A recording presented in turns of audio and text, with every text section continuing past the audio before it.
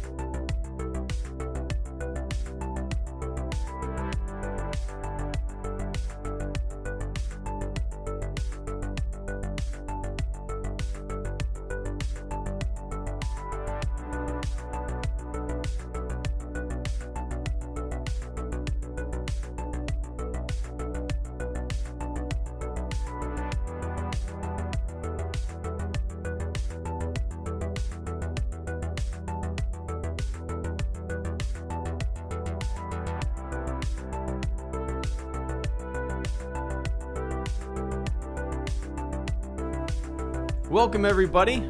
It is 7:54 p.m. here in good old Florida.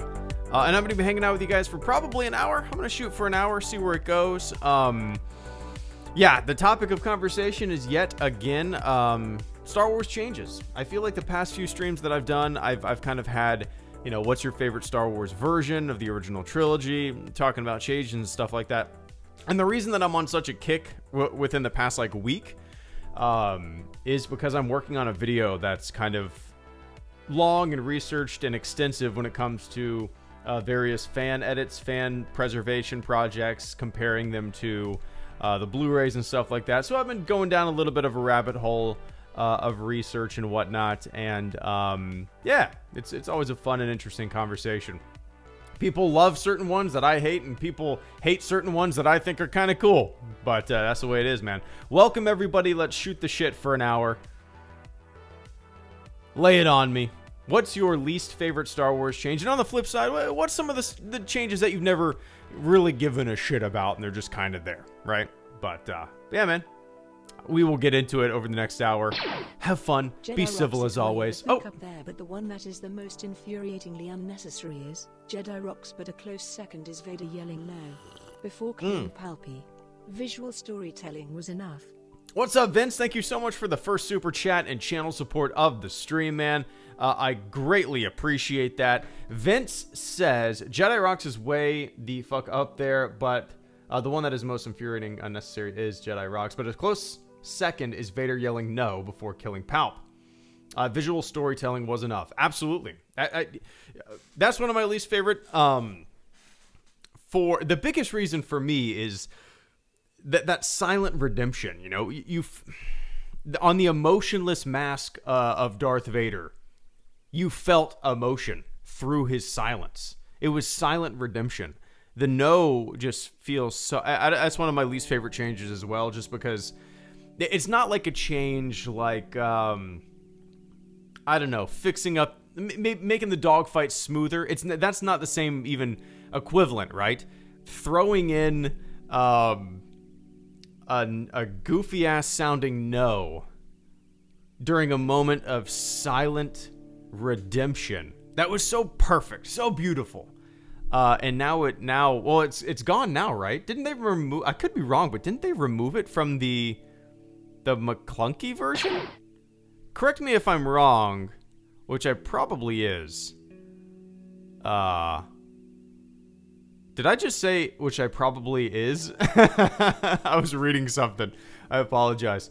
But yeah, I'm with you there, Vince. Jedi Rocks is another one. Like, Lapty Neck, I grew up, you know, obviously watching the original trilogy, the theatrical cuts, the original cuts, pre-special editions, pre-2011 Blu-ray Jedi Rocks, and Lapty Neck always just kind of felt like, I don't know, some kind of punk version of Jabba's. I loved it. I loved it. But yeah, anyway. I appreciate that, Vince. They didn't remove it? Okay, I feel like I remember hearing that they removed it. I actually haven't watched the Disney Plus versions in their entirety. I just kind of scrubbed through them to see them in 4K, you know? But yeah, anyway. I appreciate that, Vince. Let me... shit, guys, sorry about that. Where does the time go? Thank you so much. Lego Star Wars Fan 77 and Grant Guthrie. Thank you guys so much. I saw somebody, who was that? When I was starting the stream. Oh, Mando, what's up, man? One of the newer fleet members. He is actually the latest member of the fleet to join, so welcome once again. Mando asked... Oh, one sec. Violence additions and a reintroduction of some of the best parts of Legends back into canon through the cartoon trilogy. Resistance S1E9 has a bar scene with Kotor bar music. Oh, interesting. Interesting. Grant, thank you so much, man. Give me one sec. I want to kind of speak to what Mando asked me about while the stream was starting. Mando asked me why I don't like Jabba the Hutt in A New Hope. Aside from the 1997 version just looking like ass, which is the thumbnail of this live stream. Besides all the goofiness of the CG added to that scene, And the fact that that scene was on the cutting room floor. And when the movies... Yeah, aside from all of that, the idea of Jabba coming into A New Hope is such a mystery killer for maybe future generations of Star Wars viewers. I say that, and I completely recognize that a lot of this stuff is in the zeitgeist now. Everybody knows that Luke is Vader's son. You know, I don't think anybody, unless you're like really super young and you're watching the movies and you've never heard any of this stuff. Yeah, it would come as a surprise. But a lot of this stuff, you know, just by virtue of being a human being, you're going to know who Jabba the Hutt is, right? That being said, in A New Hope, you hear the name Jabba. In The Empire Strikes Back, I believe you hear the name Jabba one time. And you don't know what Jabba the Hutt is or what he looks like until the third installment. So, I mean, think about that. 1977, right? You hear this Jabba name, you never see him. 1980, you hear the Jabba name, you never see him in The Empire Strikes Back. 1983 is when you saw Jabba. You had to wait that long to figure out and find out who the hell this guy was, what he looks like. And I think that's cool. You know, it's a long setup. And the fact that that was left on the cutting room floor actually worked in the trilogies to its advantage, I believe, you know. But it's that kind of stuff, that kind of killing of the mystery is my biggest reason, aside from it just looking goofy, my biggest reason for not being a fan of it. But yeah, anyway. All right, so where does the time go? Thank you so much for the super chat and channel support, Mr. Where Does the Time Go? He says Han shot first. Yeah, obviously that's the one that everybody goes to, right? It's at this point is funny to me when I watched the McClunky edition on Disney Plus. It wasn't a moment of like, it was just kind of like a chuckle and a roll of the eyes, and they did it again. You know what I mean? I felt like I was being trolled by George Lucas, and it was like, I don't know, I'm pretty happy. I got my despecialized edition. I got my Project 4K 77. You know, I got the movies as I want to see them, as good as I think they're ever going to get. I mean, some of the fan restoration, Project 4K 77, for example, is just kind of my perfect view of Star Wars. And even if Disney released an official theatrical cut, unaltered cut, I would obviously get it. But I don't know if it would be much better than Project 4K 77, to tell you the truth. You know? But Han Shot First is like the slogan, right? It's like the mascot. It's like the it's it's on the campaign poster for the grievances, right? But yeah, and a lot of people say, you know, Han shot first. Well, Greedo never fired. Well, yeah. I mean, obviously, right? But and they'll like poo-poo the idea of Han shooting first because technically Greedo never fired. I get it, whatever. But I think of Han shot first externally from the film. Let me clarify. Han shot first in terms of any release, any home release. Han shot first, right?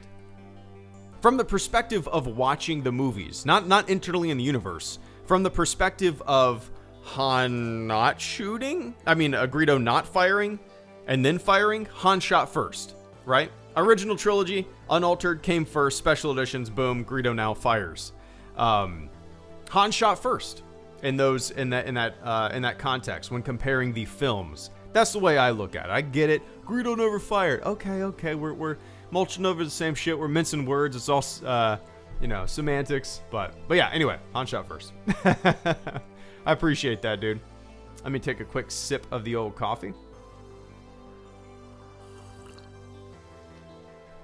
Lego Star Wars Fan 77, thank you so much for the channel support. It's good to see you, man. Lego says, do you think adding in Hayden at least makes sense? Oh, absolutely. Don't get me wrong. I with a lot of these changes, man, I completely understand not the necessity, but the thought process behind it, right? As someone, if somebody sat down and watched the prequel trilogy, watched the entire saga, yeah, Hayden Christensen replacing Sebastian Shaw, it makes sense. I can't deny that it does make sense if you're trying to sow that needle of continuity.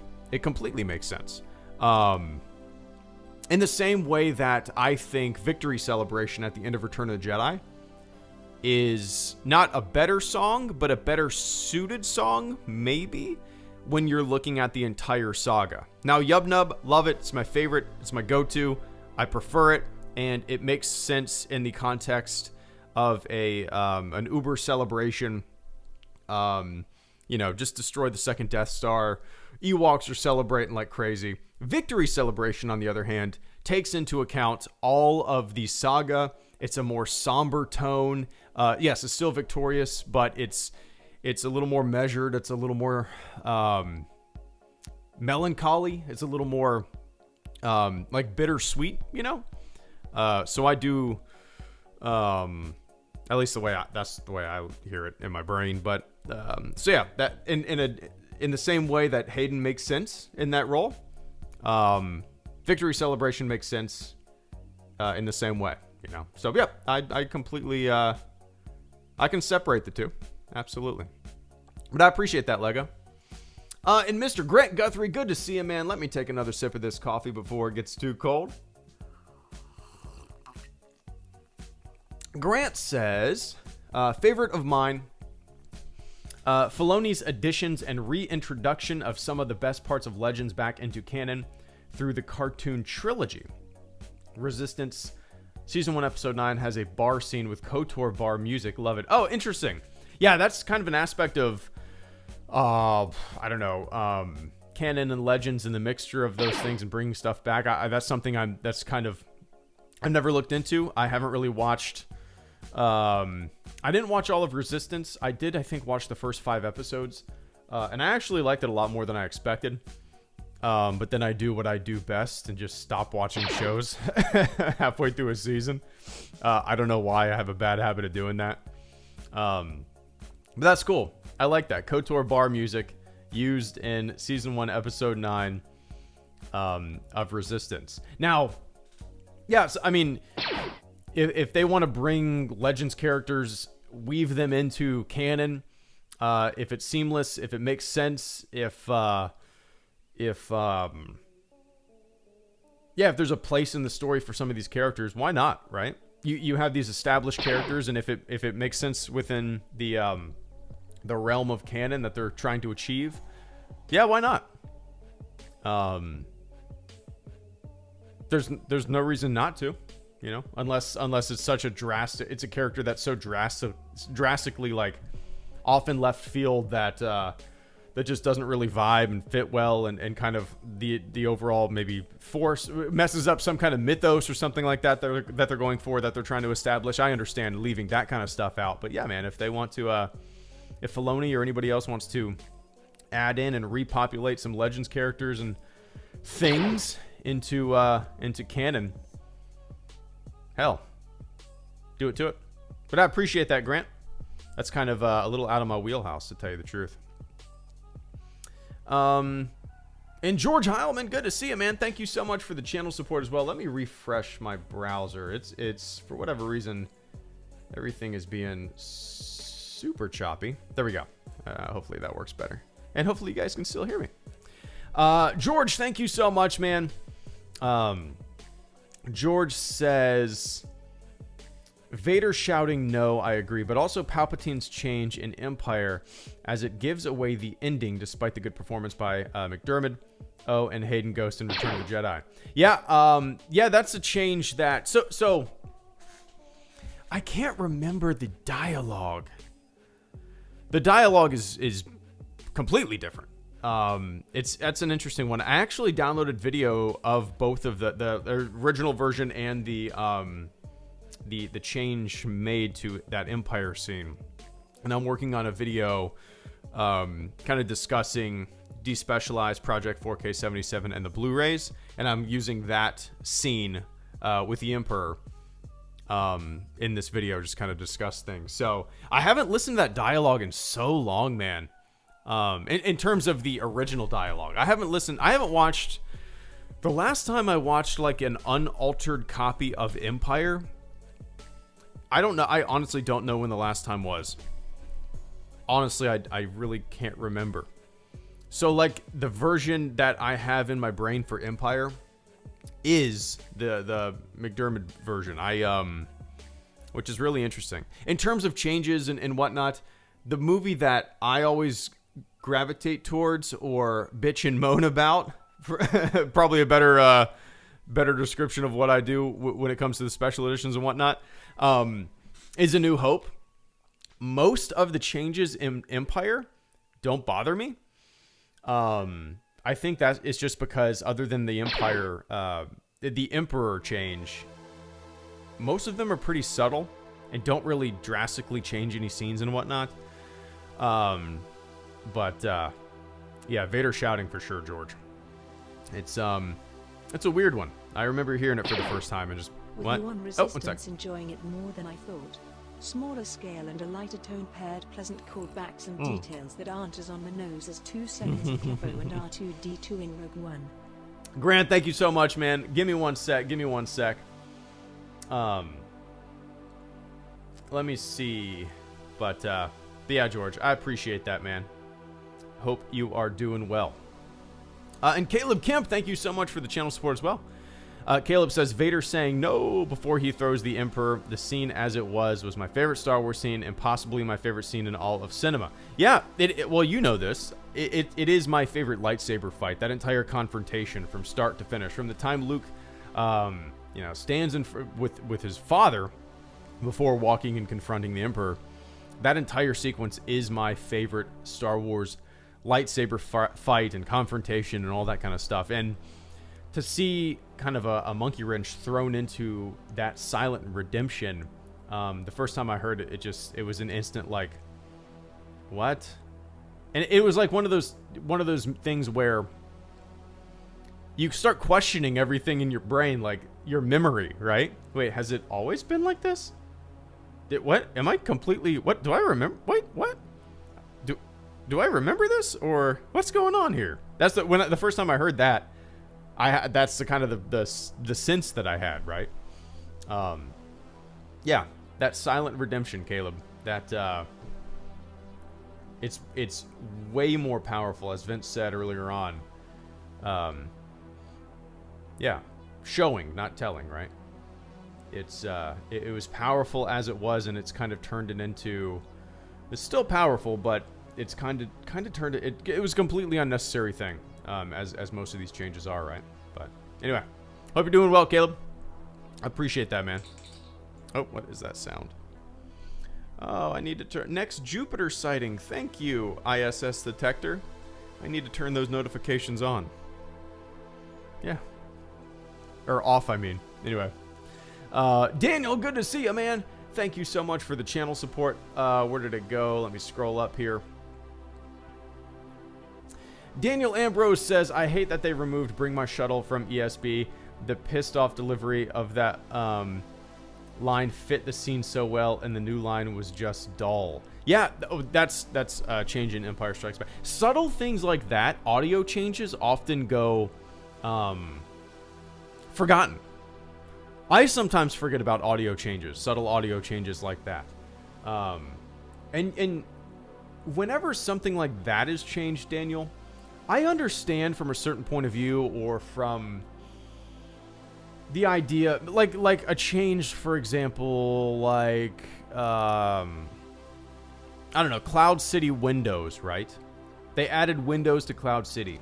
Hey, I mean, it's not the original, but there's no question that it looks beautiful, and I think it adds to the scene rather than taking away.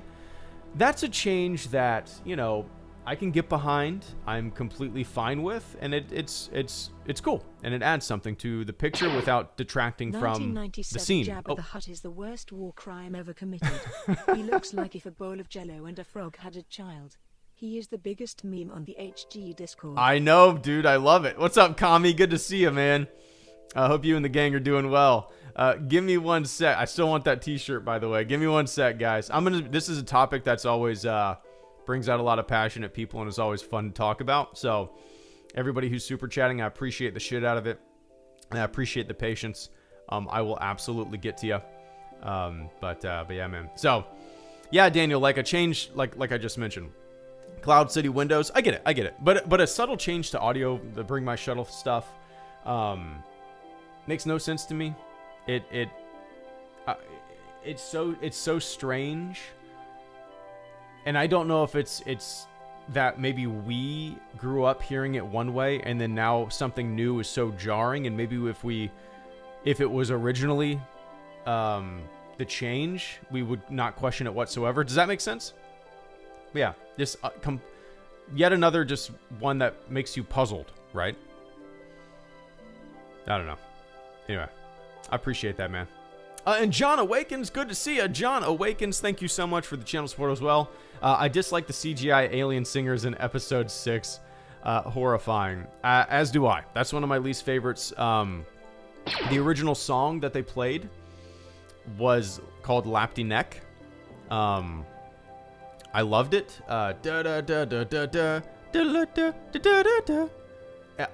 It's great.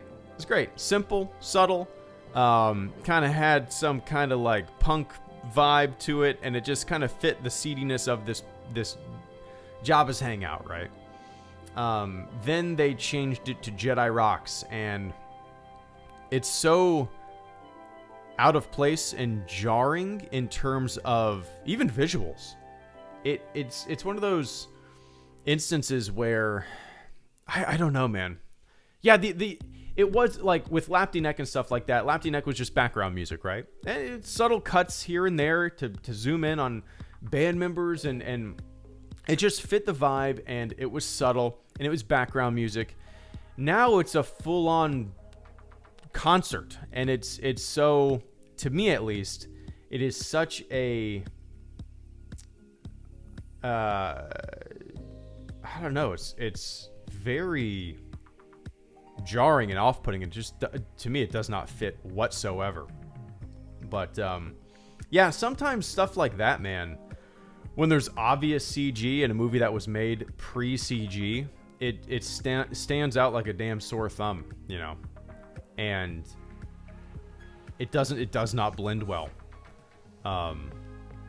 Yeah, one of my least favorites for sure, John. But I appreciate that, man. What's up, Stuart? Good to see you. Let me take another big sip of the old coffee.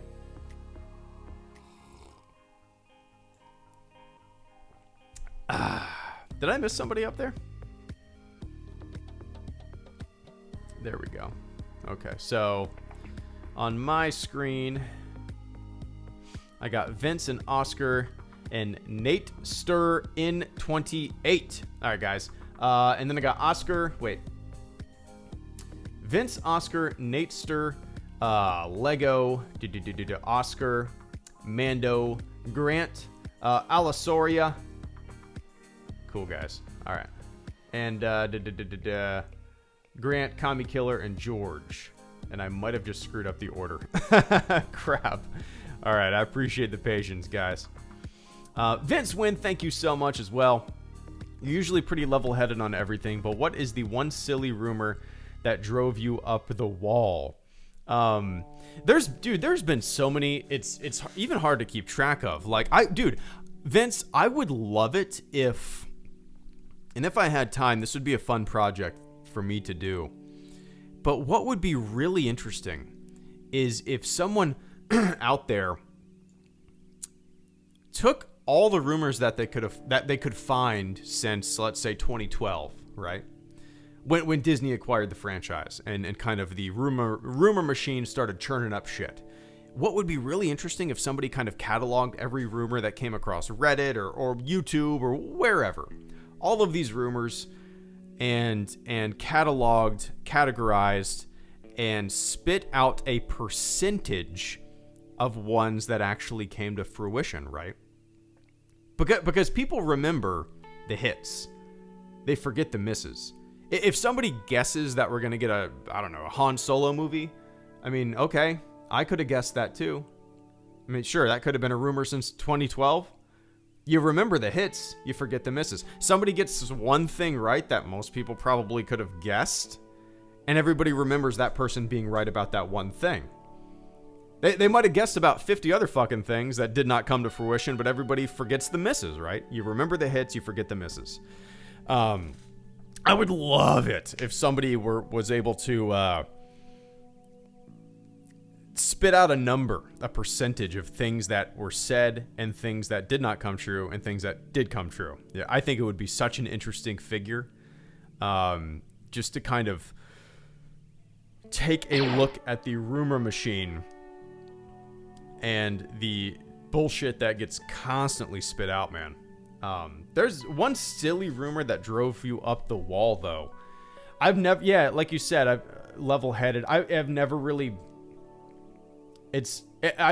cared about rumors. Let's just say that. At the beginning of this channel's existence, I did. I paid attention to the rumors, and I quickly learned not to, because there is an ocean full of bullshitters out there, who maybe they're easily duped and willfully gullible, that they just want to report on everything, you know? There's a lot of people like that too.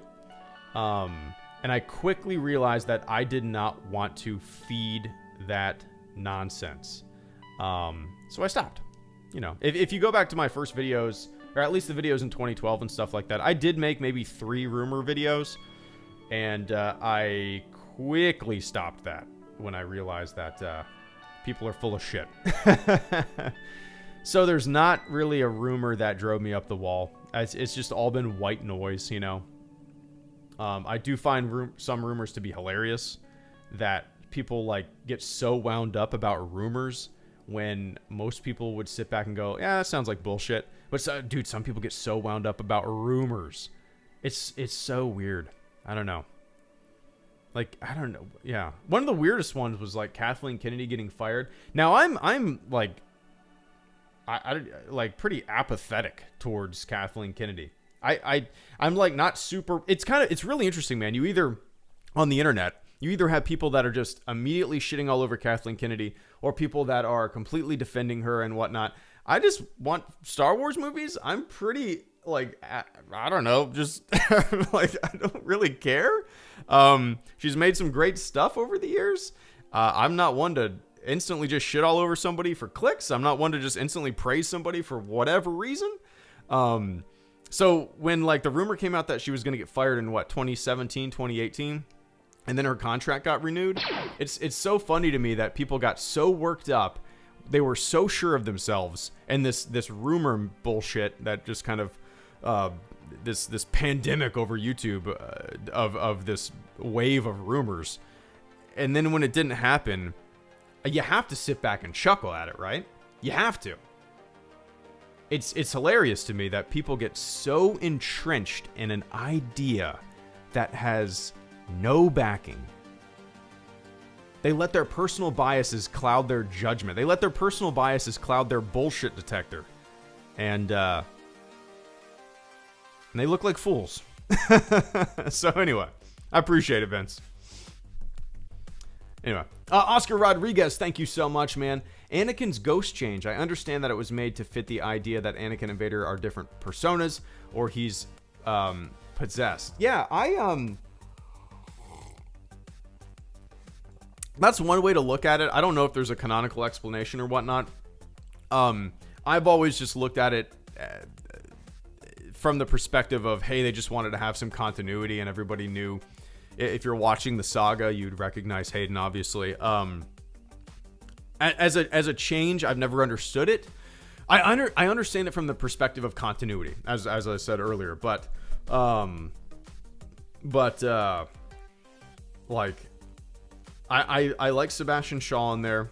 Sebastian Shaw, you know, old Vader redeemed.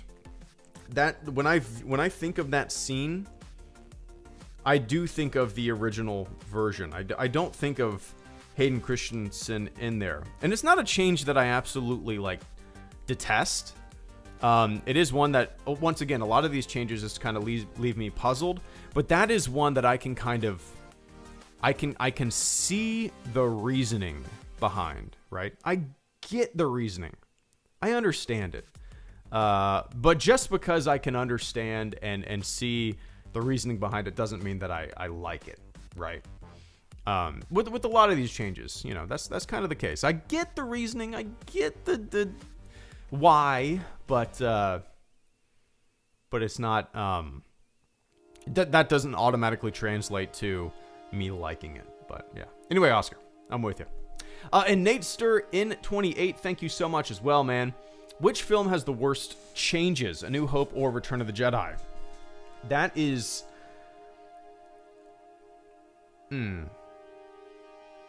That's tough, man. Because with A New Hope, I think my least favorite one in A New Hope isn't the cantina, the Han and Greedo confrontation. That's not my least favorite change. My least favorite change in A New Hope is Jabba in the hangar. I talked about that earlier, and the reason behind that is the killing of mystery. You know, initially you had to wait 3 movies to find out who Jabba was, what he looked like, and all that kind of stuff. And now, you know, if you watch the saga for the first time and you don't know who Jabba the Hutt is, boom, that mystery is killed. You see him in the hangar. I just don't like that. But I think probably Return of the Jedi has when it just flat out worst changes. Jedi rocks, you know, and it seems like there's more changes too. Like overt changes, right? I'm not talking about like Crate Dragon Call and stuff like overt, like in your face changes. Sarlacc Pit, Venus Flytrap, Jedi Rocks, Victory Celebration, Hayden Christensen. There's a lot more spliced in there, but the like, if I was to pick all the changes made to both movies and tally it up on a scale of like really bad or it's not whatever, you know, I think Return of the Jedi would probably take the cake. That being said, Nate, it doesn't bother me as much though as the changes made to A New Hope, because A New Hope is my favorite Star Wars movie. So, you know, that is where the heart of my Star Wars fandom and love comes from. And the fact that maybe the changes aren't as bad in A New Hope doesn't matter, because the fact that it was changed to begin with and that it is my favorite Star Wars movie, it just catapults my dislike of it. You know what I mean? Does that make sense? But yeah. So, anyway, I appreciate that, Nate. Oh, halfway through my cup of coffee, ladies and gentlemen. All right. Lego Star Wars Fan 77, thank you so much for the super chat. In channel support, Lego Star Wars Fan 77 says, is there a way to download Project 4K77? There is.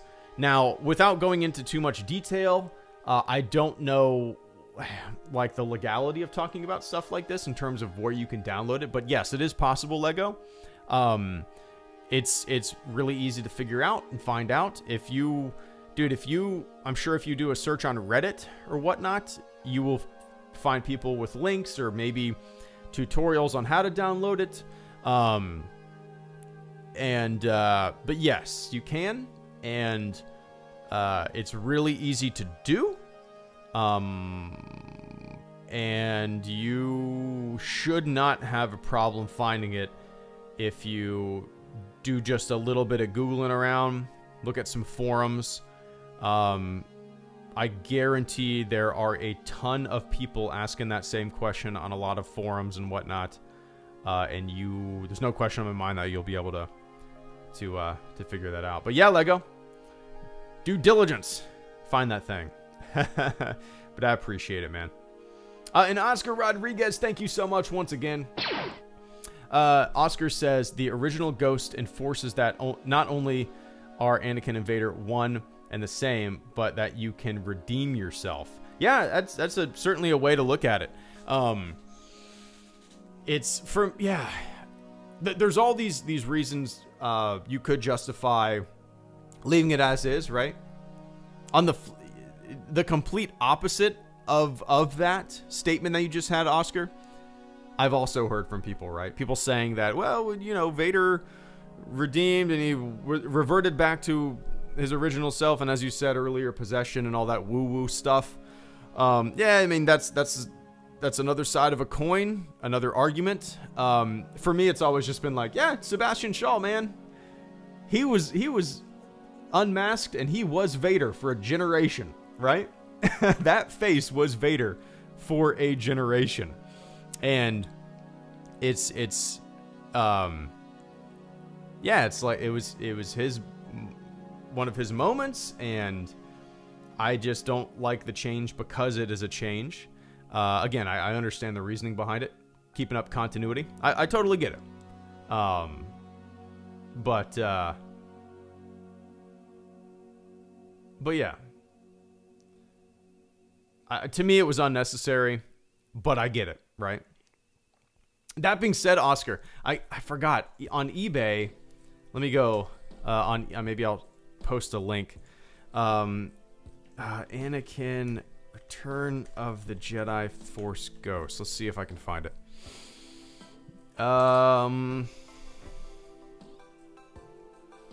Let's see. There was like a big, like a 12-inch Sebastian Shaw Force Ghost, like big figure, like a big doll. Let me see. Where was that? And I didn't find out about this until I was... Oh, here's a figure, Power of the Force. Let's see. Until I was on Bombadcast podcast. I think Scotty brought it up, but he was like, "Yeah, I have this like Sebastian Shaw Force Ghost figure," and I thought it was so cool. I had never heard of it, and I instantly wanted to get it. Now I can't find it anywhere. That's weird. I'll have to message Scotty and see what that was all about. But yeah, anyway, appreciate it, Oscar. And Mando Wade, thank you so much for the channel support. One of my favorite moments was when in the Rise of Skywalker visual guide they added Darth Revan back into canon. Is that not true? That's not true, right? Oh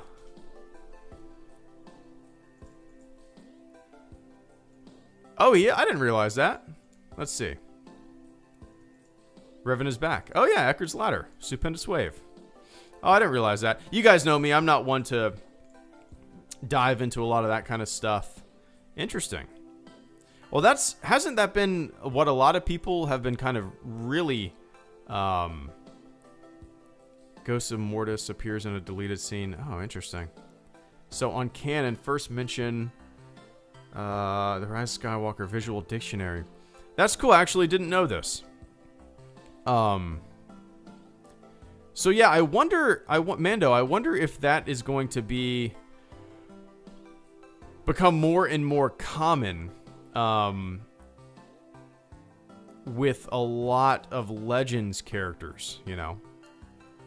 If not necessarily all of their backstory and everything that we know about them or you guys know about them is going to remain canon, but maybe them as an individual will become canon and have a new history to their name, if that makes sense.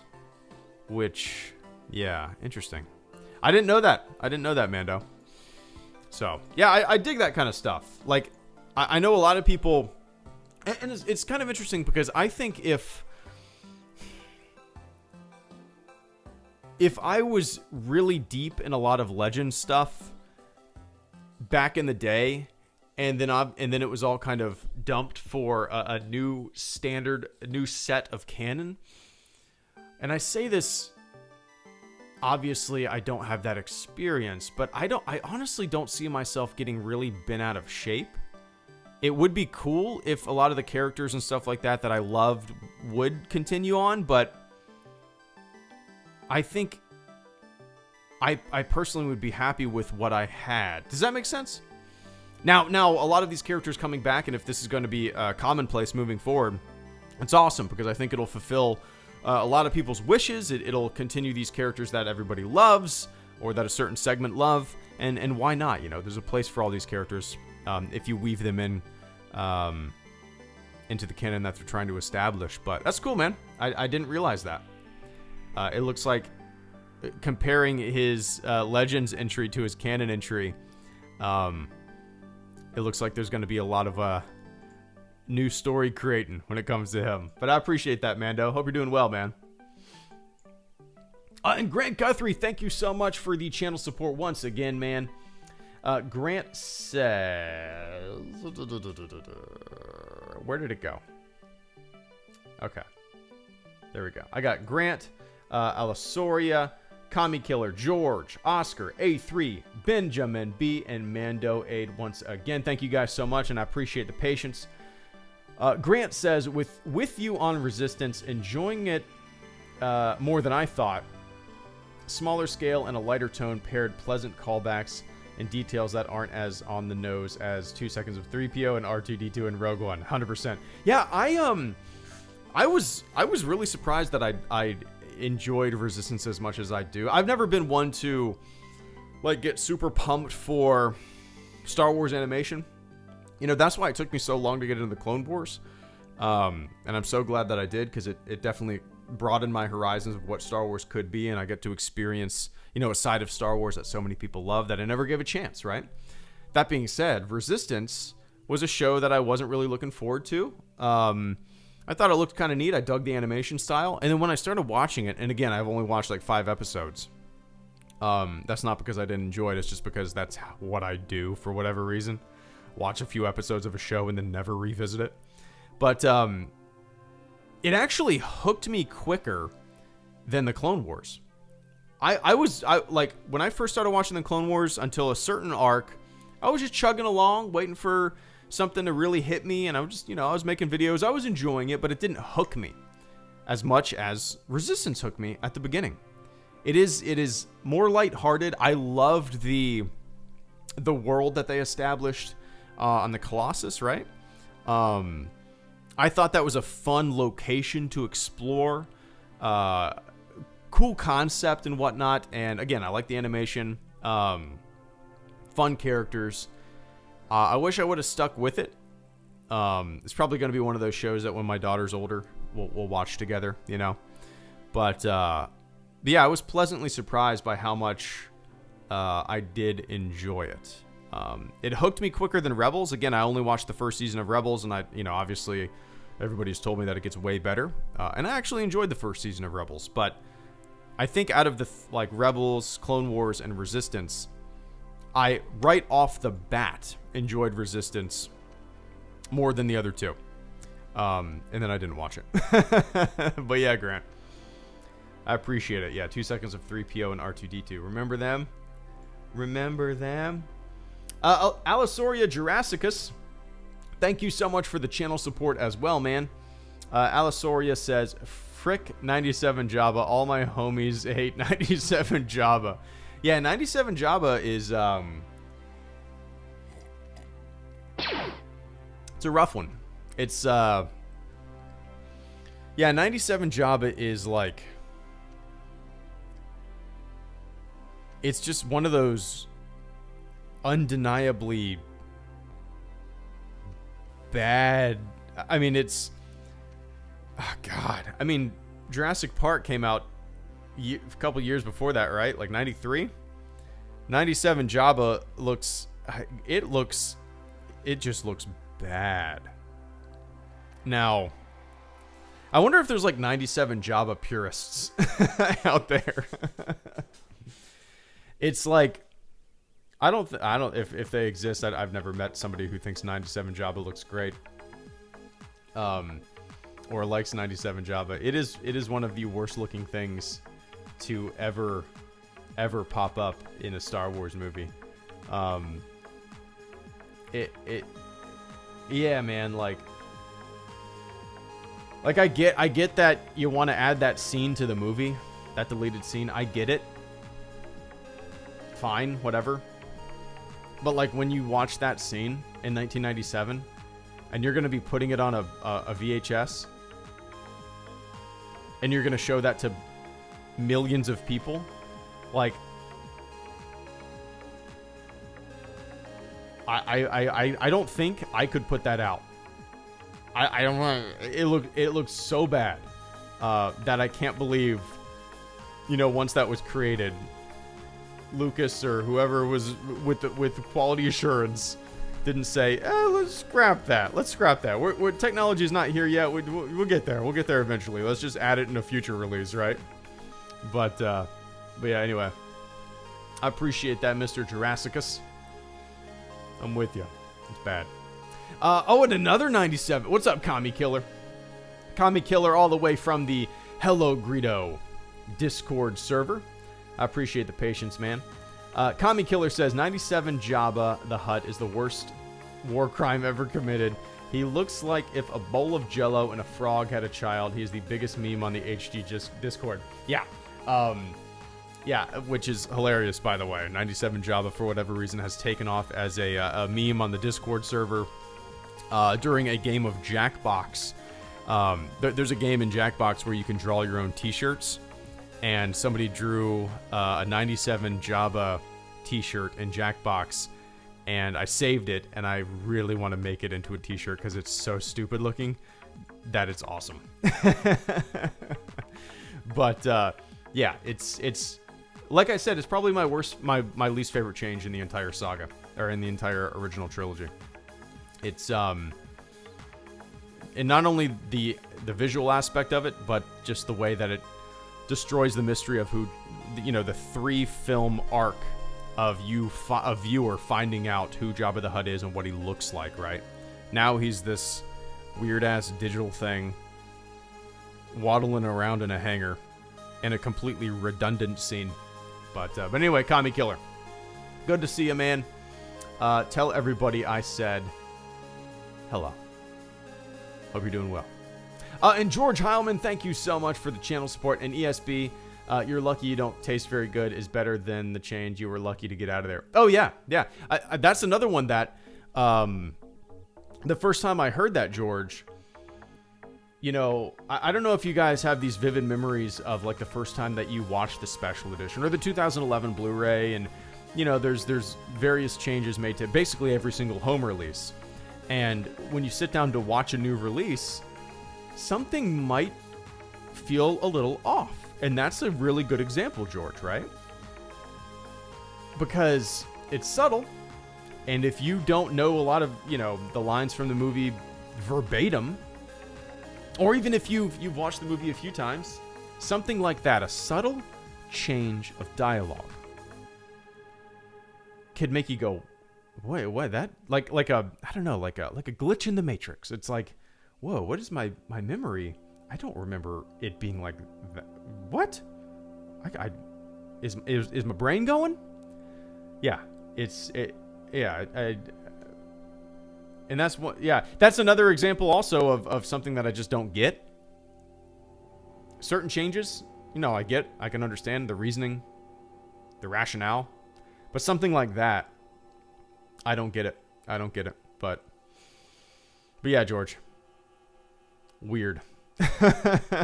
I should do just a complete audio changes video. I don't think in all of my changes videos, I never really touched on much audio, but there is a ton of audio changes. But that reminds me, everybody, if there's a guy on YouTube who, and I can't remember, I apologize, somebody brought this video up to me, or this YouTuber up to me, and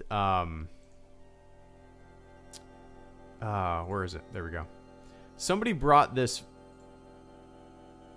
video series up to me, and I checked it out. It's a changes series by a YouTuber named Film Spaced, and it is really good, really detailed, really. Change I don't like, not my least favorite, but Vader's line change in ESB: bring my shuttle to alert my Star Destroyer to prepare for my arrival.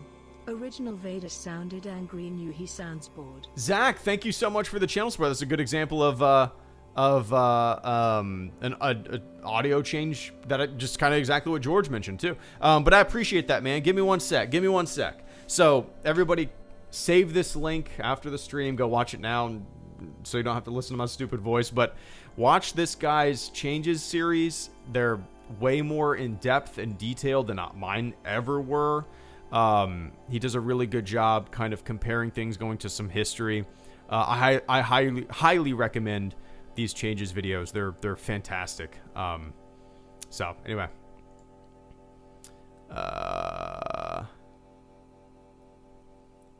let's see. But anyway, I appreciate that, George. Let's see. Sorry, guys. I'm trying to figure out the... All right, my shit is all out of order. So, George, I got Oscar, A3, Benjamin B, Mando Aid, TPN, and Zach. I appreciate the support, guys, and I appreciate the patience as well. Oscar says, Lapty Neck sounds like FM's You Make Loving Fun. You Make Loving Fun. I don't know. Oh, Fleetwood Mac. Okay. I'm sure I've heard this. Let me listen to this. I'm going to turn off my desktop audio and listen to this. I'm going to listen to this real quick, just for a quick second. See what Oscar's talking about. Got to get that USAA advertisement in first. I can't skip this. And now I'm here talking to myself.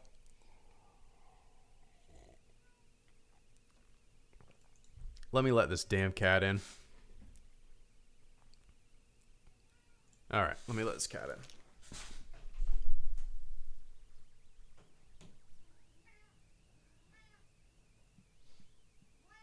Oh, come on. Hop up. Hop up, girly. All right. Let's give it a listen. Oh, dude. Oscar. 100%. Da da da da da da. Well, jump up. Jump up, dummy. Yeah. Oscar, 100%. 100%. The music, not the well, maybe it does later on in the song. The music sounds spot on, man. Spot on. That's crazy. So if anybody here, I'm gonna leave a link to the song. Boom. And then listen to Lapty Neck. It's pretty crazy. And I've never noticed that. But anyway, I appreciate that, Oscar. Learn something new in every one of these damn streams. I love it. I love it. But I appreciate that, man. And A3, thank you so much for the super chat and channel support. Rey being Palpatine's granddaughter, I firmly believe that wasn't planned at the very least. That's the most recent change that I absolutely hate. A3, yeah. That to me is... Yeah, there's like... I mean... The Rise of Skywalker is one of my least favorite Star Wars movies, and I feel like Rey, you know, I've talked about this ad nauseum on these streams. I've only talked about it maybe like twice in a video since the movie came out. The Rey Palpatine thing, I don't get it. I really don't get it. To me, the most intriguing thing about Rey's character was that she was a nobody. The idea of lineage dictating what you can and can't do, bloodline dictating, and that's just always, that's never been, to me, and maybe a generation, and that's never really felt like what the Force is all about, and it's not a necessity. The most intriguing thing about her character was that she was a nobody. Nobody from nowhere rising to potential greatness, and I always thought that was the most interesting thing about her character. Like it or not, I always thought that was the strong suit, something different, something interesting. And Rey, let me turn on some tunes. Rey Palpatine is one of those, yeah, one of those things, man, that will, I'm sure my disdain for it, or what will round its edges over time. It always, that's how these things work, right? But yeah, it's always been such a, I don't know if it was planned. I've never looked into any behind the scenes stuff like that. But I would assume... Man, I don't even know. Yeah, that entire... The final chapter of the sequel trilogy is one of my least favorite Star Wars movies. Which is fine, right? It's hilarious. Like, people get bent out of shape when they find out you don't like a movie. And people get bent out of shape when they find out you do like a movie. People are so fucking goofy. But, yeah, it is what it is. I thoroughly enjoyed the first 2 chapters of the final trilogy. The third one was just a big bowl of nothing for me. But anyway, that's a solid least favorite change there, A3. But I appreciate it, man.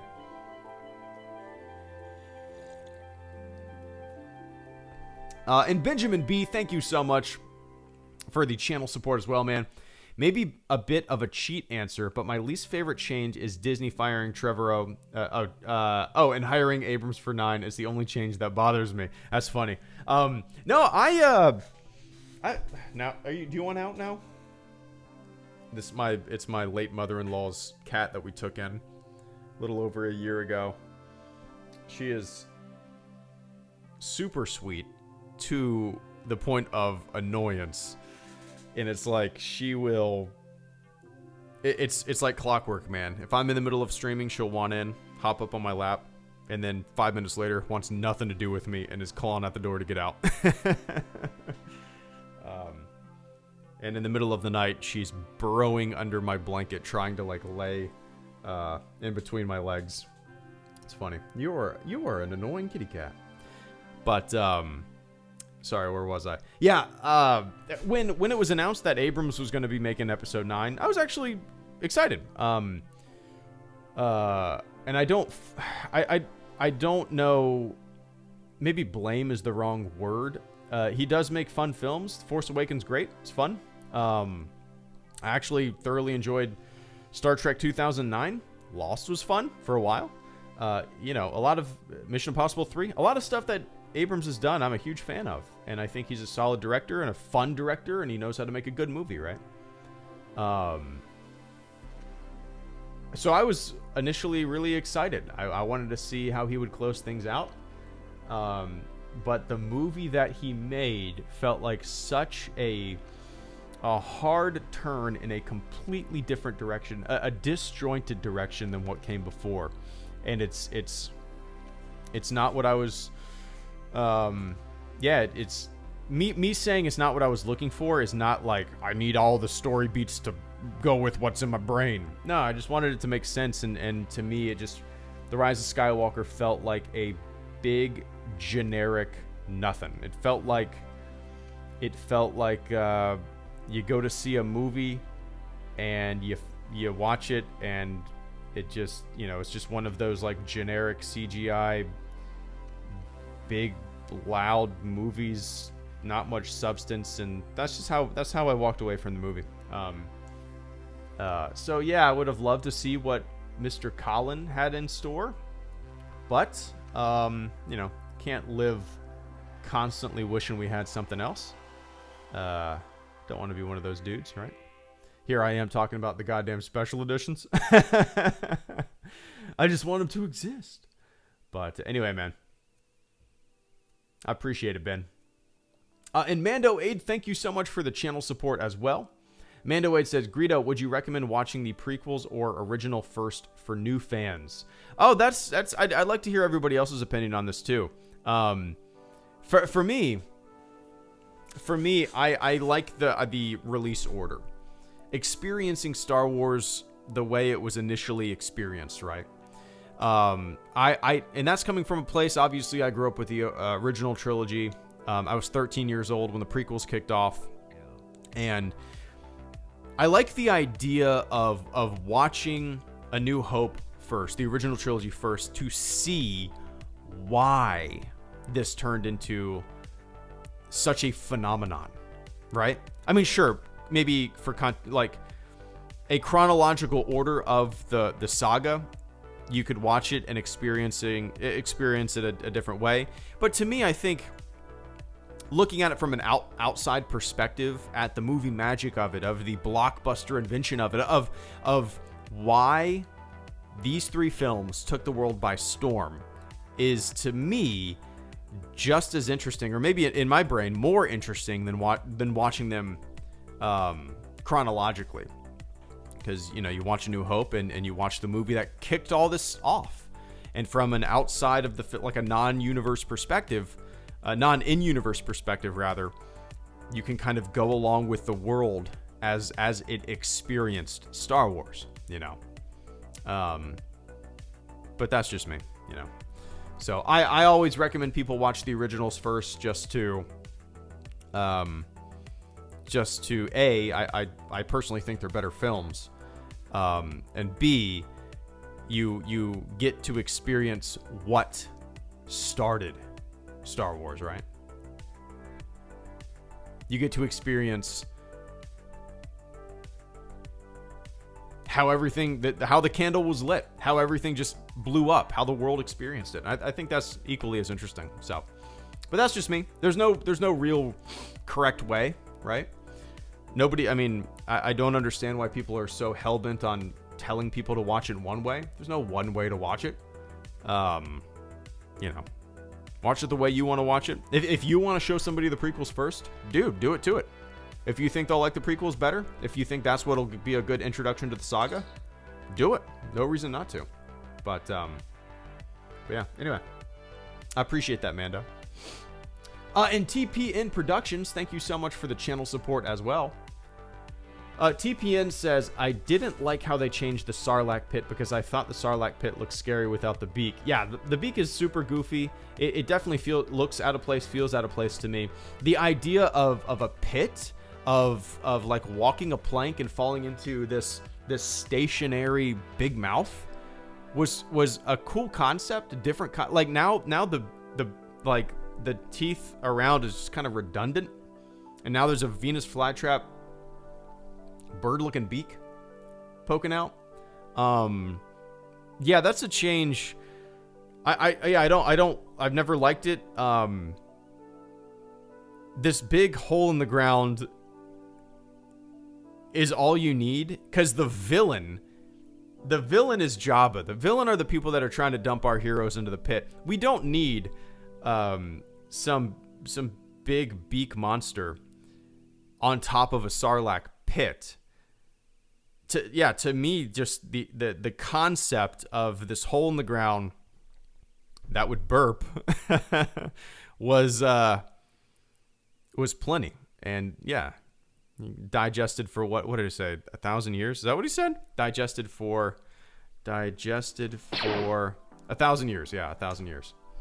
So, or slowly digested over 1,000 years. Not eaten up by a beak and turned into pulp. I don't know. Just, it's never, yeah. That's another one, man. No, another one where I just don't get it, you know. But anyway, I appreciate it, TPN. I am completely with you. Completely with you.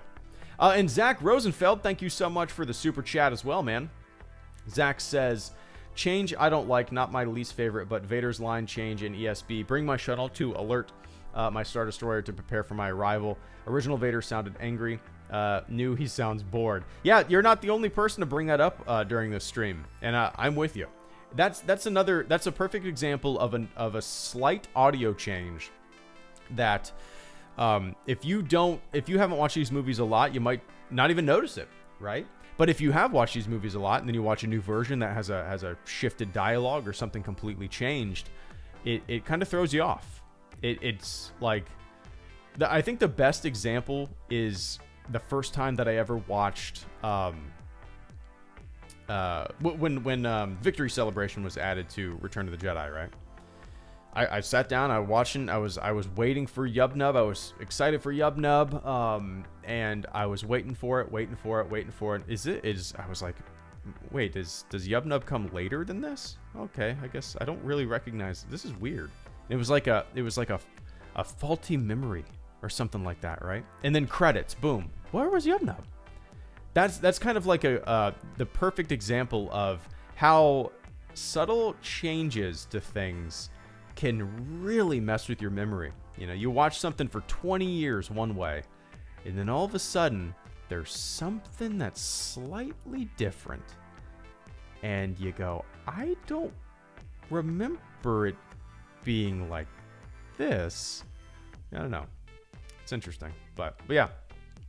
Yeah, it's just a good example of one that I don't get. One of many that I don't get. But I appreciate that, Zach. And Robbie with the good hair. Thank you so much for the super chat and channel support. Robbie says, my favorite scene of the original trilogy was always when Vader silently contemplates and eventually saves his son. Adding him saying no has almost ruined Return of the Jedi for me. You gotta watch this Project 4K 77 or the specialized edition then. Then you don't have to worry about that. One sec.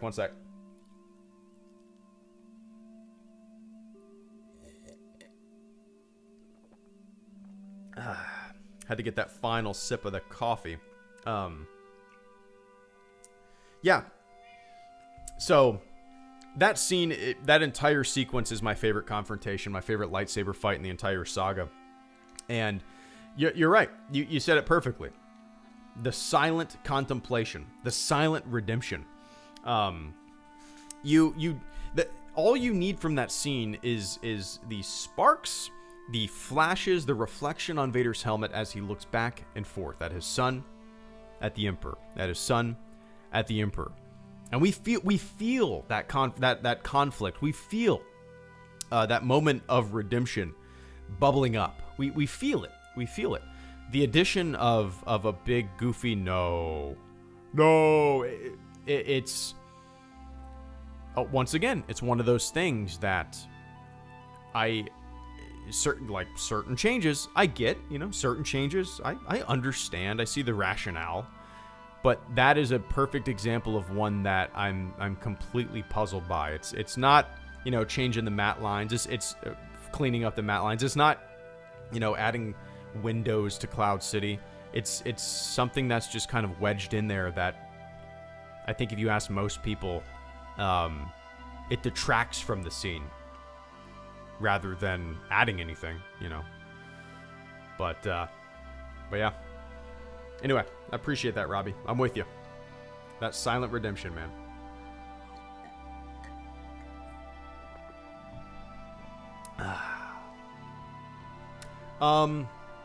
Oh, shit, man. Film Space, thank you so much for the channel support. It's good to see you. Thanks again for giving my videos some love, Greedo. Always been a really big fan. Really means a lot. Dude, yeah, I don't know if you were here earlier.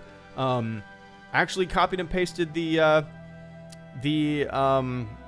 link to your part 1 and told everybody to go check it out on the stream maybe like 30 minutes ago, maybe longer than that by now. But yeah, man, they're great. Like, it's, yeah, mine suck ass. Dude, I love the presentation. I love the thoroughness. The information is great. And I love that, obviously, I hope you're still here, by the way. I love how, like with my Changes series, a lot, like they were all obvious. Everybody's talked about that kind of stuff to death. You really went into detail about like mono mixes and stereo mixes and audio subtlety and different. It was great. It was great. Yeah, man, happy to do it. I think I see that you don't upload, or maybe you do upload very often, but you don't have very many videos. But the ones that you have that I've seen are fantastic. And yeah, well done, man. Again, anybody here who wants to watch a great Star Wars Changes series, go to the link that I just posted. Mr. Film Spaced is here in the chat. Why isn't that working? Is that not clickable? I guess copy and paste it. I don't know. Check him out, man. It's really in depth and just really well done. But yeah, man, keep it up. I've watched the first one and part 2. I have not watched 3 or 4. But yeah, super well done. Hard to believe it's almost been a year since that first upload. Learned a lot. Working hard on a ton of new stuff coming out in a couple weeks. Awesome, man. fire it my way on Twitter whenever you get it up. But yeah, I'm glad somebody, I can't remember who it was, but somebody recommended it to me in a live stream maybe a week ago or so, and was it you, Invader? Oh yeah, I think yep, 100%, it was you. And I'm glad that I clicked it, checked it out. But again, keep it up, man. And that goes for everybody in this stream. If you want a really good, in-depth Star Wars Changes series, click on that link that I just pasted in the chat. If you don't do it now, just save that link. Just save it and watch it when you can. They're great. They're great. But anyway, man, I appreciate the support this evening, Film Space. Let me let this cat out of my office. Or, oh, what? You don't want to get out? You just... Well, then hop up. Stop meowing at my feet. Where'd you go? Where are you, Dummy? Come here.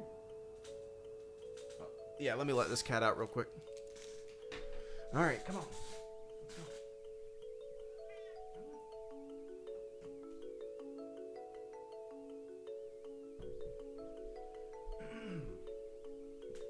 All right, cool. Again, thank you so much, Film Space.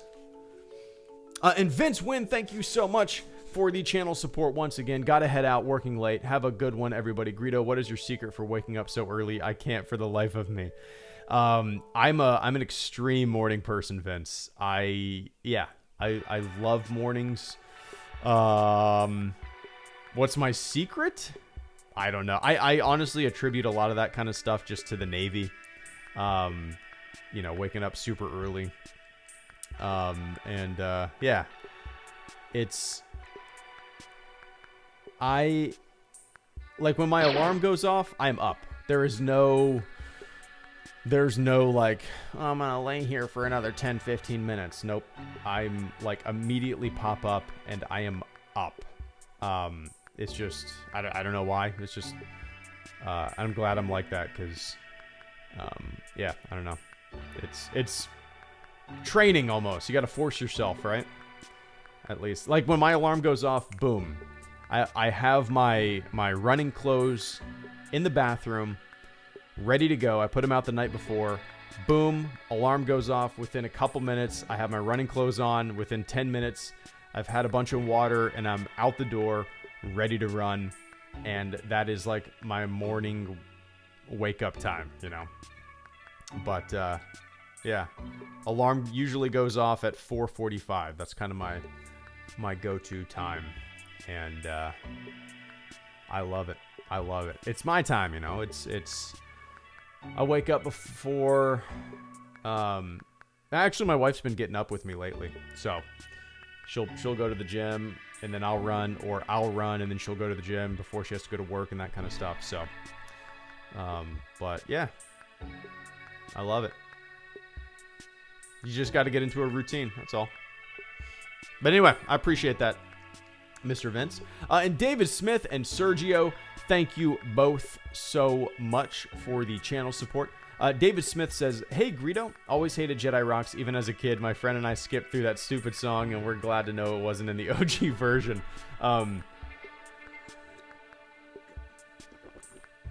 Yeah, that's always been one of my least favorite, David. We kind of discussed it a little bit earlier, but I feel like the changes made to Return of the Jedi are my least favorite. Like, in terms of the worst changes, I feel like Return of the Jedi has the worst changes. They don't bother me as much, though, as A New Hope changes, just because A New Hope is my favorite Star Wars movie, Jedi Rocks, I think it is, in terms of, like, just being a bad, cringy, I think it might be just flat out across the board the worst change. But the reason that I'm saying that might heavily be due to the fact that I grew up listening to Lapty Neck, right? That was my Star Wars Return of the Jedi jam for my entire life until Jedi Rocks came around, So, yeah, I think it's one of the worst, if not the worst, And it feels so out of place. It's one of those instances of like obvious CG in a movie that was made before CG. You know what I mean? And it's glaringly out of place. But yeah. Anyway, I appreciate that, David. My favorite prequel Boba Fett is the Phantom Menace. Sergio, thank you so much, man. Hope you're doing well. Coming in with a final super chat in channel support of this stream. Sergio says, probably not the worst change, but Luke screaming in Empire and then it being removed in the next release. Yep. Says a lot about Lucas's vision. Yep. That was for the 2000 and... Was that for the 2004 DVD release? I'm going to look. I can't remember. Dude, Sergio, there are so many changes, and each version has different changes. Every single home version has a different change, different additions, changes changed back, that sometimes it just all blends together, and I can't remember which change came when. You know what I mean? Let's see. Luke Scream, Empire Strikes Back. Okay, so Luke Scream from the 1997 Special Edition. Okay. And then it was...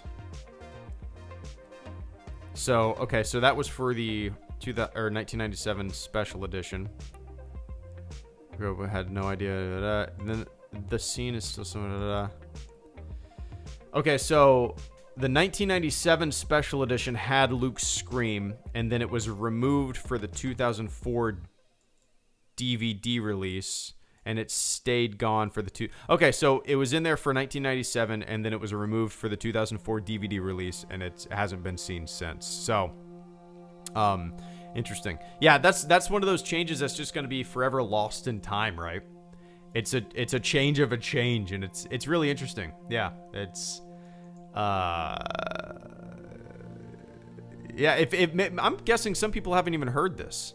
Okay, so yeah, for those who don't know what I'm talking about, maybe you've never even heard this, and I'm going to copy and paste it into the chat. You can click on that, and you can listen to Luke scream. A little Star Wars history for you. But yeah, man, I appreciate that, Sergio. It's definitely tells a lot about a vision, right? Or wishy-washy, don't know what to do vision. Just gotta change something. I just gotta change something. But anyway, I appreciate that, man. Hope you're doing well.